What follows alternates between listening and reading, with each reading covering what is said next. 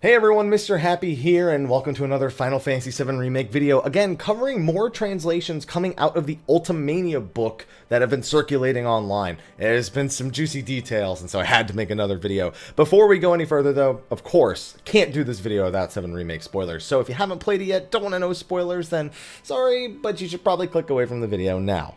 Now, if you have played it or just don't care and want to know what the heck is going on, the Ultimania book featured an interview with Tetsuya Nomura, Yoshinori Kitase, and lead scenario writer Kitase Nojima, and it's been fully translated, so we're going to cover that, and we're going to cover a couple of other translations as well.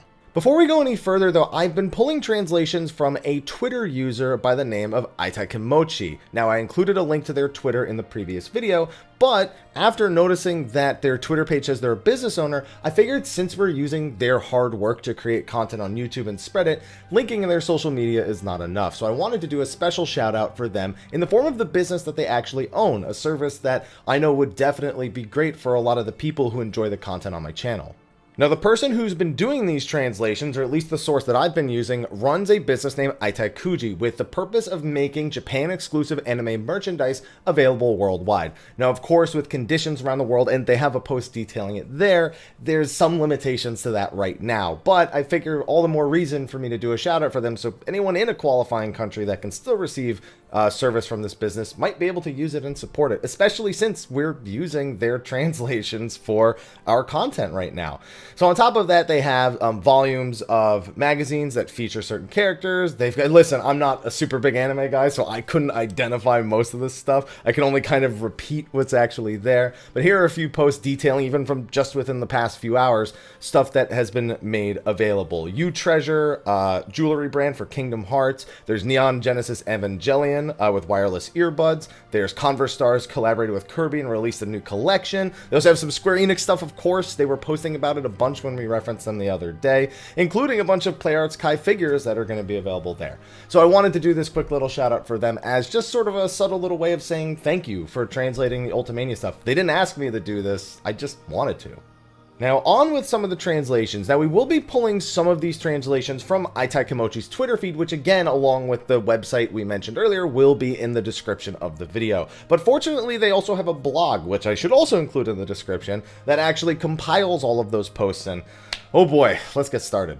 So the first part of their translation covers where this fits in the compilation of Final Fantasy VII, because technically Final Fantasy VII Remake is now in the compilation of Final Fantasy VII. Even though it pulls from all the different works in there, I mean, that's just all the more reason for it to fit in there. And honestly, with having played the game and some of the details we'll go over later in this interview and with other translations, kind of just makes even more sense than I kind of had originally expected it to.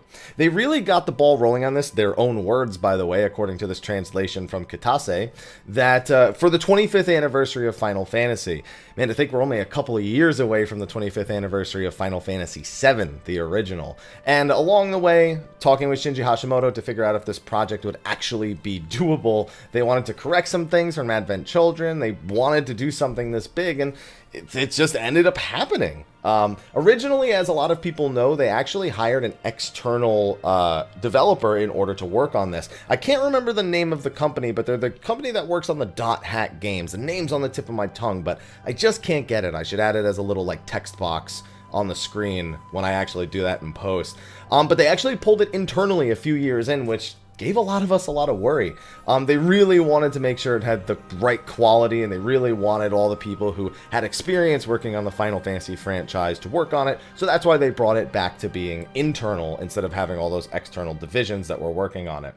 Now, they also talk about the remake being comprised of multiple parts, and they discuss why they decided to stop in Midgar. And we start to get a little bit of a dig into what we may be able to expect from some of the future elements of the game, as they are made mention of here.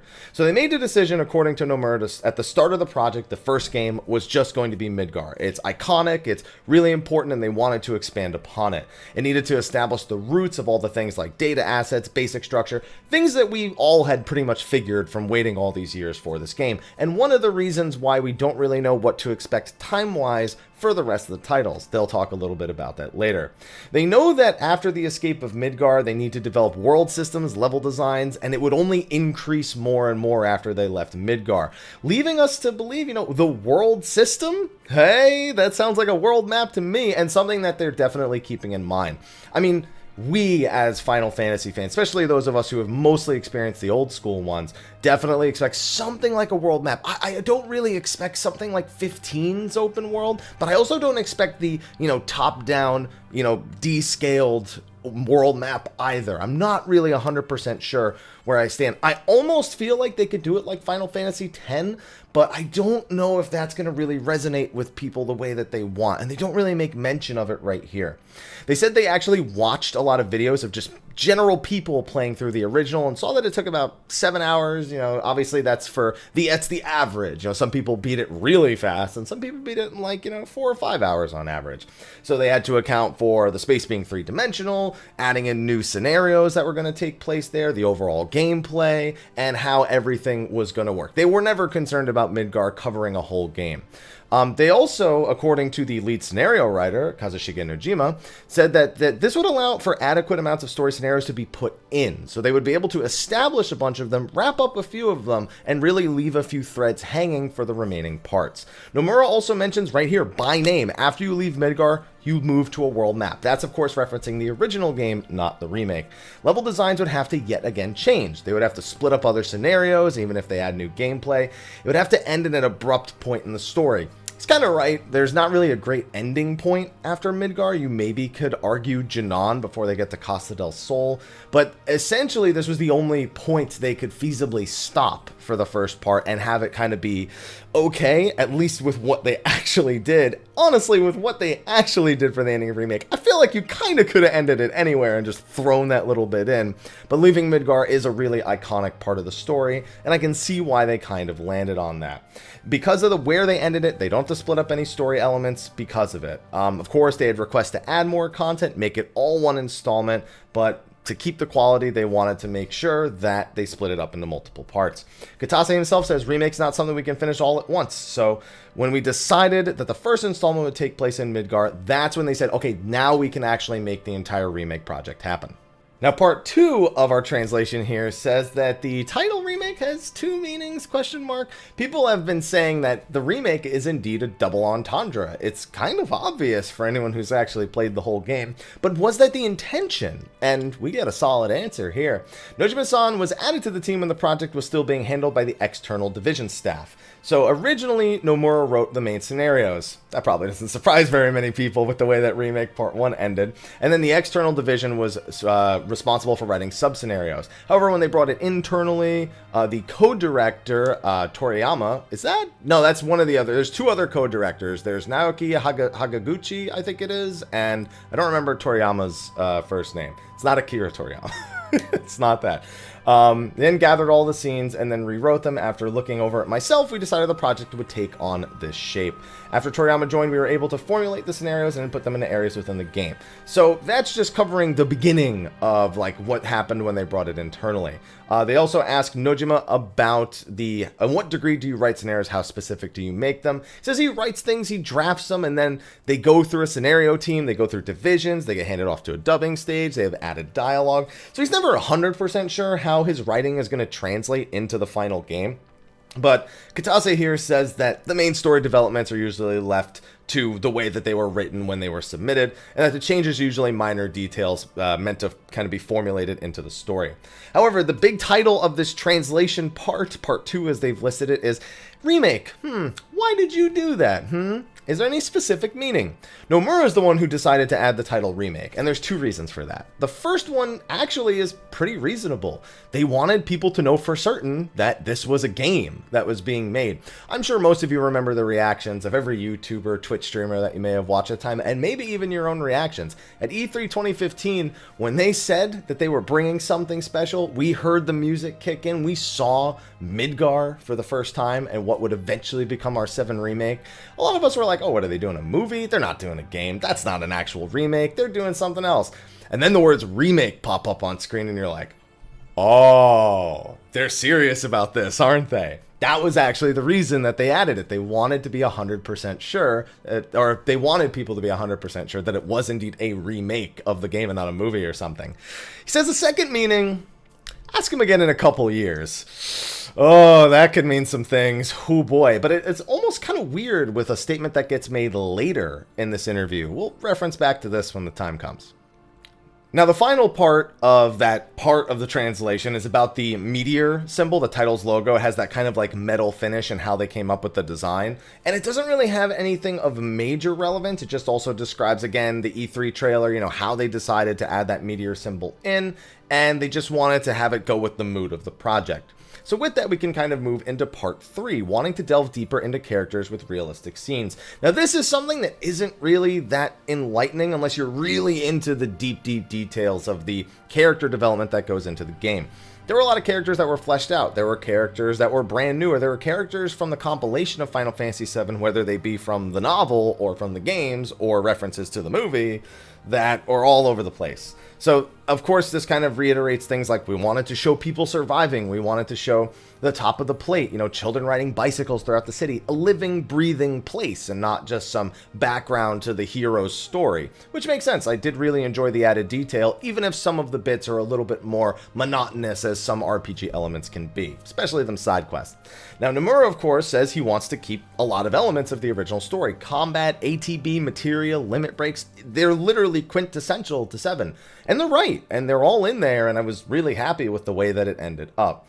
But they also had to consider this was a new game that they wanted to give people who knew the ropes something that was familiar, but also give new people something that they could understand. That's why we had what we had restructured, and modernized for the game that we had right now.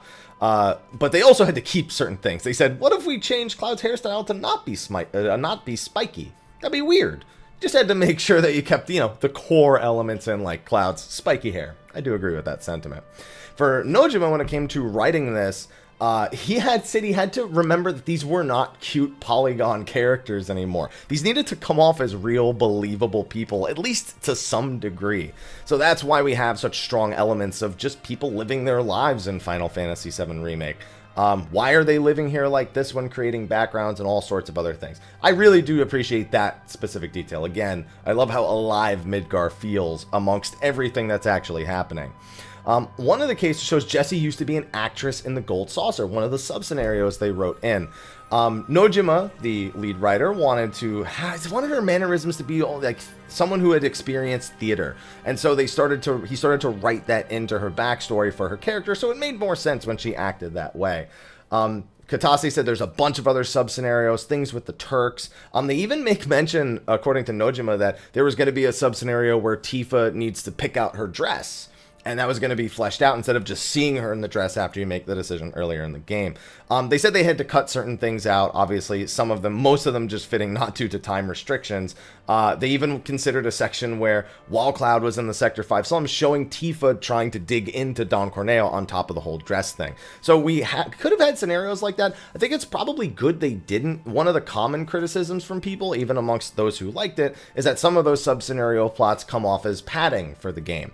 Some of them are done really well and offer us neat details into character development. Some of them may not be about things that we are particularly caring about when we want to move the plot forward. So it's depending on who you ask. I wouldn't have minded it, but it certainly wouldn't have been my high points for the game. This specific scenario that they're mentioning, picking out a dress, I kind of like just being sprung with what I ended up with after the decisions that I had made earlier. It was more reminiscent of the original game, and I think it leads a little bit into the design of Remake better than showing every little process of how we get there.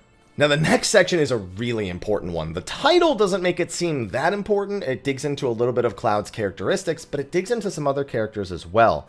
Aerith, specifically, and her lines. Nojima reminds that Aerith is very important in the Final Fantasy VII Remake. Is very careful about her lines, and everything she says and does has meaning to it. We, of course, know this. If you've played through the game, you no doubt are a little bit suspicious of just how much Aerith knows about everything that's going on, whether it be the location or name of somebody or something that's yet to happen, details about people she hasn't met. Now, one thing they specifically mention, and we get a really deep dive into Aerith's character here, In particular, the nighttime flower field scene in chapter 14. If you get Aerith, she says, "You can't fall in love with me, even if you do, it's not real." For those familiar with the original story, this line carries a lot of meaning. Yeah, it does. Nojima said that some of the people on his staff said that it almost made it seem like she thought she was better than Cloud, but Nojima knew better. He says, if you know Aerith's fate, then this line really pulls at your heartstrings. But if you didn't know, you might interpret the scene a completely different way. He thought that having that gap of interpretation was actually pretty interesting. And that makes sense. If she had said that to me in the original game, looking back all those years, and I didn't know yet that she was gonna suffer the fate that she did, I'd be like, what does she mean by that? And then when it happens later, I'd be like, oh, she knew the whole time. That kind of is exactly what's achieved here, but I already know the outcome, so it has a lot more weight. They also just had to make some notes on some of the other scenes that you have here, specifically Tifa's. They talk a lot about Cloud. Cloud just is missing. He says here, even though most of the characters are around the same age, Cloud has this 5-year gap where he just hasn't advanced as a human being. So he still kind of has like the mentality of a teenager. He doesn't really know how to act, especially like an adult. He makes mention that one of the big things with the chapter 14 version of Tifa is that Cloud tried to emulate what he saw Barrett do. When Tifa was sad and Tifa was crying, Barrett comforted her outside of the fallen plate in chapter 13. And so he was like, well, Barrett did this, I guess I'll do that. But he just didn't really know how to do it. He didn't know how tight to hug. He just can't process the emotions properly. You know, he tries to act differently around different characters.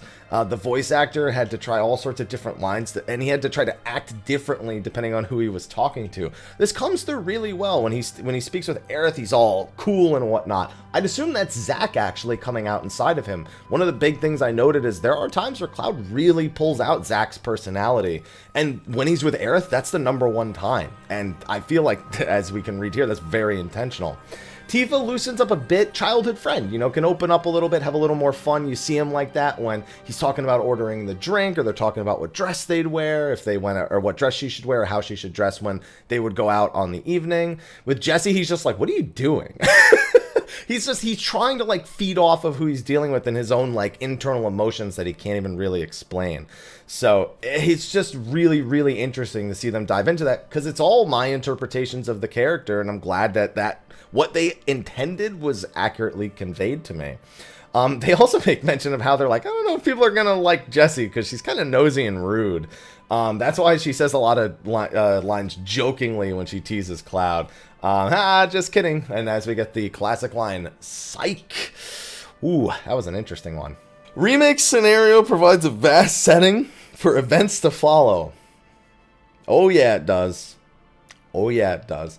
Remake story has many new episodes that I followed through the flow of the original storyline, but then there's suddenly a huge plot device that gets revealed, and that surprised me. So Nomura's like, really? Interesting. And Nojima was just like, I'm sure you're thinking what's going to happen next. So the first question here is how they got to that point.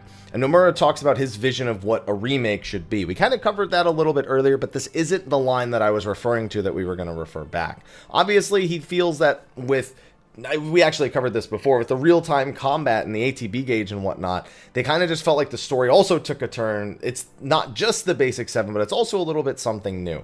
And that had come through even outside of the whispers. We kind of got that feeling from it. But there's a comment we have to wait for later. I can't comment too much on these without spoiling something that gets said later.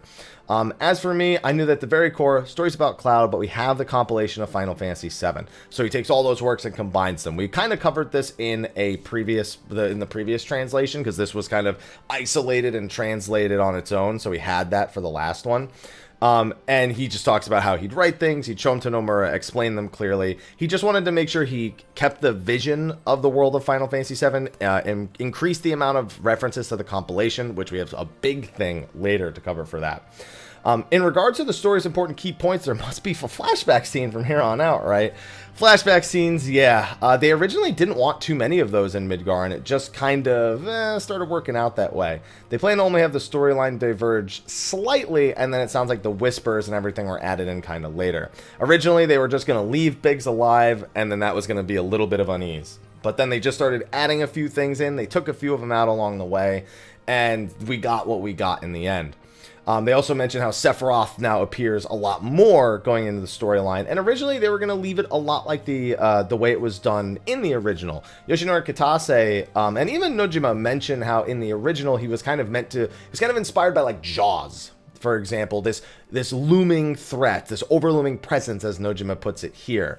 And specifically, Kitase mentions in another interview that Jaws was the inspiration for that. But in the middle of production, they probably started putting him in a few places, and suddenly he was everywhere. And I like this little section here with Nomura. Hamaguchi-san, that's Naoki Hamaguchi, one of the co-directors, quietly pulled him aside and said, I want them to fight Sephiroth and Midgar. So he's the one who originally came up with that idea. In the original story, Sephiroth exists in a different space, and apparently he gathered materials to persuade me to have the battle play out this way. I said, okay, sure, greenlit the idea. I mean, Sephiroth exists in a different space. I get kind of what they mean by that, but it's not the same kind of different space that we have here. Obviously, when it comes to the casting of Supernova, literally in another space, because that's the only way you can explain that, and that has been explained before in the actual description of the skill. And I guess they just kind of rode with that to fight them in this, like, whispered dimension style thing that we end up getting. So that's how we ended up with that. Alright, part 6, doubts that arise from things not explained in the game. Now, if I recall correctly from reading this before, there's actually a really important thing that gets said about Aerith here. In the remake story, there are a few doubts that are left that I'd like to brush upon. They said they can't really say much because the story's going to continue. They talk about the opening scene in the alleyway with Aerith, about what she's doing there, like how it's actually meant to be interpreted in the remake versus the original. And they, of course, clarify that when she looks, when she's running away in the very introduction, the very early part, that she senses the whispers. Most people had determined that after playing through the game. But why is it that Aerith knows about things that happen in the future? And then they're just like, I wonder why. See, that's not see, that is fine to me, because in the original, it always felt like she knew more than she had anyway, or at least towards the end, she especially conveys about just things that just are a little unsettling. Be like, what are you talking about all of a sudden, Aerith? Where did all this come from? And I question how much of that is inspired from that, how much of that is kind of the new writing. I can't really label it there. They also ask about a few things that she says. At the end of the Midgar Highway, she calls it Destiny's Crossroads. What is she referring to? Most of us refer to as, you know, if they don't do this, the story will end up one way, and if they do this, the story will end up another. This is in line with what is said, at the very least, even if I'm not 100% convinced by what Aerith and Red are saying during these final sections. Especially Red saying one line, if you talk to him, is it our destiny to defy destiny? He even says it's a weird idea, but there's always that thing. But she says, according to Nojima, when she says this, all she's saying is that right now they're in Midgar, they have a predestined fate, and if they go through this, she's meant that they will be at a crossroads where they might or might not be able to cross, as opposed to having two diverging paths, it seems. So it seems like they're trying to say that there's a diverging path here, but the diverging path isn't just two outcomes. It's literally whether or not they can exist in a world outside of their predestined fate. So it is still a crossroad. It still can be interpreted the same way. It's just kind of weird the way that they decided to I guess, say this or convey it or something. I don't know. They also ask about here, after you defeat the last boss, Cloud and Sephiroth have a conversation. What was the meaning? And all he says is, what they said. That's why we're asking. I know what he said. I just don't know what it means. 7 seconds to what? I know the fan theories. Apparently, that line was actually written in the beginning stages of production, even if they didn't know where they were going to make him say it. So that 7 seconds line, whew, well, the lines that Sephiroth said, including the 7 second scene, were all going to be in the game. That was decided long ago. So that's kind of interesting right there. Oh, in the remake, Zack is alive, which leads to a contrasting development. What is the meaning? And then they're just like, yeah, we can't really say much about that, but man, look, how come that, look at that dog, that stamp. Oh, man, look at him. And then the person asking says he looks a little different. And Nojima's like, does he now? Okay. So then they start asking a little bit about Stamp. They get a little bit about his design. Nomura actually designed, or was in charge of his design, and Nojima talks about him as a mascot. But, you know, noticing that he's different, it's pretty important. But then we get into this. This was actually one of my favorite things to read, because this nails down not only the comment or just before this about Stamp, but also about, you know, the interpretation of this scene. In the ending, literally the final spoken lines by a character is Aerith going, "The sky, I miss it, the steel sky." That's what she says in the English one. In the Japanese one, she says, "The sky, how I hate it." And Nomura goes into very specific detail about the meaning. The sky symbolizes sadness. The people who were dear to her, Zack, her mother Ifalna, they've returned to the sky. And when she sees the sky above her, and the sky that she sees above her in the slums was covered by Shinra. So every time she looks up, there's just sadness. That's pretty much all it is. The calamity that destroyed the ancients, Genova, everything bad that's ever happened in her or the ancients' existence has come from up there. And so it symbolizes sadness whenever she looks at the sky, and it's why she hates it. Important note. People who were dear to her, such as Zack and her mother Ifalna, have returned to the sky.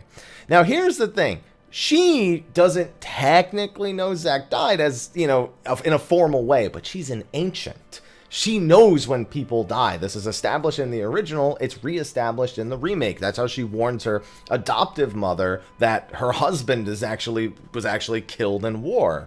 So obviously when Zack dies, she knows that he's dead. That's not a mystery to her. So it's interesting to see them just say Zack's dead, and that further exemplifies the fact that, you know, the mascot being different is very important. People have spoken about separate timelines, but do they even matter? Do they make these other versions of this character matter for any particular reason? Are they just trying to establish that he's alive in a timeline, he got a happy ending at some point, or did they just not want to show his death? I've pondered on this a lot, but the fact that they say people who were dear to her, such as Zack, have returned to the sky, that tells us literally them saying he's dead, but he's not dead in the scene, but there's a different stamp. We'll have to see about that later. They also ask about the unknown journey. I think I covered this in a previous video. They had gone through a bunch of different things. They wanted to put something in here. The meaning may seem unsettling, and they've taken that into consideration. We did cover that in a previous video. And probably the most important section, something that was translated very early on, original elements expected to happen but do not want to be erased. Obviously, a lot of us want to preserve some of the most important moments, and I again believe I covered this in one of the early translations that was posted. Expectations are high. Kitase says they know how the story will play out. They don't really know how many parts they want to do yet. We did cover this in, now I remember, this was a major section we covered in pretty big detail in the previous translation video. Rumors about the story being in 3 parts, but there's nothing concrete.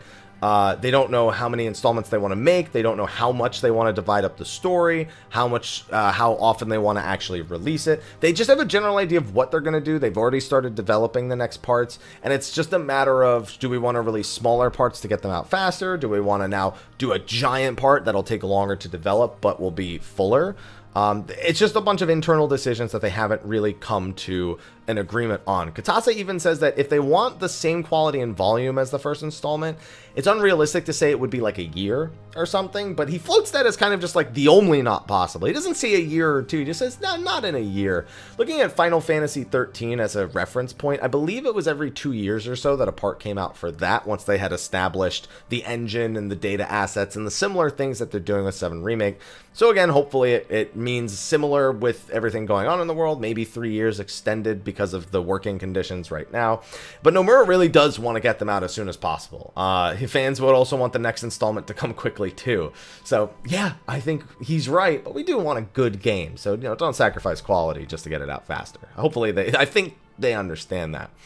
Now, if we follow the remake story, the next installment might have major changes compared to the original, right? I love this first line. Kitase, I've talked about this extensively with Nomura. He's probably like, listen, okay, that whole whisper thing, like, it was kind of cool. I'm glad we ended the first one that way. Maybe let's not do that in the future. So he's like, I'm sure fans of the original are expecting to revisit familiar locations, scenes. They have strong feelings, and they have strong feelings not to stray away from that. From here on out, we're not drastically changing the story and making it into something completely different. Even though it's a remake, please assume that Final Fantasy VII will still be Final Fantasy VII as usual.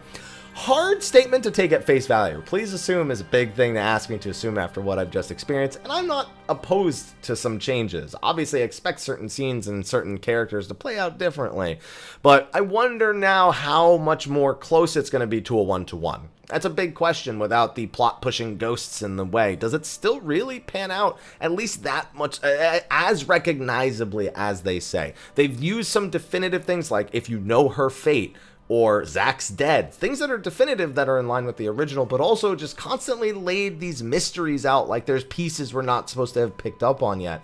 And it's a huge question mark, man. I don't know if it's gonna, I don't know how it's gonna turn out.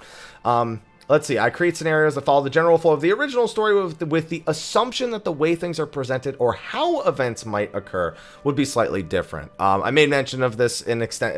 I've talked about it a lot in the previous video, so I won't go into it much more. And here's just a few final words. They talk about how in the first installment, they figured out the exact direction and shape they wanted to take it in. They've strewn about many hints in that they would like fans to get excited and think about what exactly will happen in the next installment. They see the theories online. They know what people are talking about. Oh man, they have had a field day then. They're like, listen, whoa boy, we need to talk about some stuff. That's for certain. Oh man, and Nomura also spends his time saying that, you know, if after you play Remake, you should go and play the original game. He doesn't want it to replace the original game. He just doesn't want it to be the same game. They want a reminder that they're two separate identities. Nojima says, you know, please remember those doubts you had, since you'll probably find your answer in future installments. A great translation. Thank you again, Itakamochi, for this translation. I had a lot of fun reading it. It was recorded on March 19th, by the way, a few weeks before the game came out. So I wonder what this interview would look like closer to now versus then. Now, like I said, there were a couple of other additional translations, and please be sure to go to their Twitter and appreciate them for their work that they're doing here. This one's got 1,000 likes, and it deserves way more than that. A quote from the co-directors Toriyama and Hamaguchi about the Aerith and Tifa resolution scene. Nothing too much. They essentially just wanted a scene that kind of was the compilation of decisions you have made. So in the original game, there's a hidden affection meter with every character, and the biggest case where this culminates is actually in the Gold Saucer, where you go on a date with one of the characters that you had the highest affection with at that time. And they wanted this scene to represent that. Essentially, this is the Gold Saucer scene for the first game. Now, it doesn't mean there won't be a Gold Saucer theme or this similar theme for the Gold Saucer in the second game, but they wanted something that was representative of it in the first. I'd expect scenes like this to take place throughout the rest of the remake franchise, but there's just a little bit of comments about how Cloud, you know, it's just, he's kind of young and he doesn't know what he's doing, kind of similar to what we talked about in the interview itself. And the final two details are very interesting ones. The first one is just about the Arbiters of Fate and how what actually causes people to see them is physical contact with special individuals. There were theories going around that only those who changed fate could actually see them, even though, you know, we see Cloud doesn't see them until he touches Aerith, and then it slowly kind of spreads to everybody else. And then people are like, what about Rufus? Rufus can see them. I'm like, well, his dog didn't die right away this time. He just said, no, I'll go back there. Maybe he changed fate by doing that. No, it's just if you come in contact with people, Aerith, you know, for most people being kind of that center point is what leads to most people being able to see them. The more interesting one, interesting is a word I don't know how to feel. So there's, in chapter 13, and as you go back there in 14 for a side quest, there's an underground test site. Now, it's not that far under the ground, but an underground test site for Shinra immediately brought people to Deep Ground and Dirge of Cerberus. Now, Deep Ground is massive, and it goes way, way deeper than just those laboratories do. That didn't stop Deep Ground from being referenced in the Ultimania book. As we go here, maybe again I should fix it like I had to do the other time. There we go. That looks a lot better. Shinra Underground Test Site. Shinra Company has a research facility underneath the grounds of Midgar. They have similar facilities all over, and there are rumors that they are still under operation. There have been reports that beastly monster cries could be heard underneath the slums. The underground test sites are also known as Deep Ground, and information regarding its activities is absolutely top secret and confidential. Only a few within the company know of its existence. With them saying compilation is all part of it, with references to S&G type soldiers, with Project Jillian and Project Sephiroth, this shouldn't be a surprise. But I'm still surprised. I don't know why. I just was like, dude, I've seen Deep Ground, and this is underground. Is it deep ground? Is that what it's meant to represent? It looked like it was just them trying to establish the creatures that we would see in the Nibelheim flashback, and I assume that this is the appearance they'll take on, even if it's not 100% accurate to the original one. Bro, there's probably way more going on down there. Some Sviets hanging out, using some G-cells, trying to get super strong, and summon a giant Omega, Hojo, and Vice, and I don't know how I feel about this. But, yeah, Deep Ground. It's there. And that is officially going to be the end of this very long video discussing my thoughts on everything that happened here. It's pretty nuts to see some of the stuff that's coming out of this Ultimania. Some of it's just outright quashing theories people had. Some of it's just making people theorize harder. But it's been a blast, and I hope to see more coming out of it. Again, over 700 pages. And again, Aita Kimochi, thank you so much for doing what you're doing, and I hope you and the business that you run are doing well. Reminder, links in the description. Support them if you use a service like that. If you could use one, consider using it. Thank you so much to everyone for watching. Be sure to like, favorite, subscribe, and share. And if anything else interesting comes out of this Ultimania or interviews or whatnot, we got you covered. Anyway, thanks for watching. I'll see y'all in the next one. And until then, take care.